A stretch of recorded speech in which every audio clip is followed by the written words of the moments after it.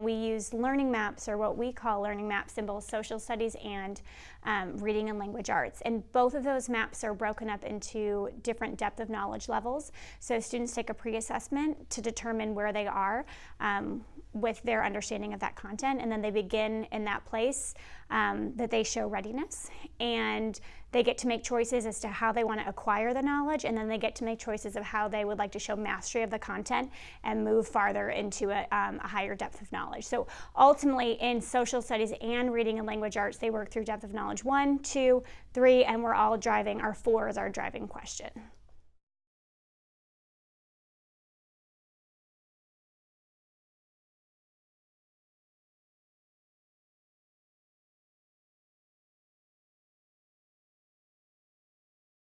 Part of unpacking a learning map for students is unpacking some pieces of personalized learning in the beginning and having those conversations. So unpacking the 4 P's of personalized learning, which is getting to choose the place that you learn, the best place you learn, the people you learn best with, the path, how you're going to learn that content, the pace, what pace do you work in? If you struggle in a subject, you may have a slower pace, and if you really grasp it, and then what happens next, and sort of having a conversation with students about those 4 P's from the very beginning, and having them take ownership of their learning process. When we're really introducing the learning map as well, once we have those 4 P's of personalized learning, I generally focus on pace first. So we talk about, how do you know that you know the content? How can we look at our data and determine whether we are knowledgeable enough to move into the next depth of knowledge level?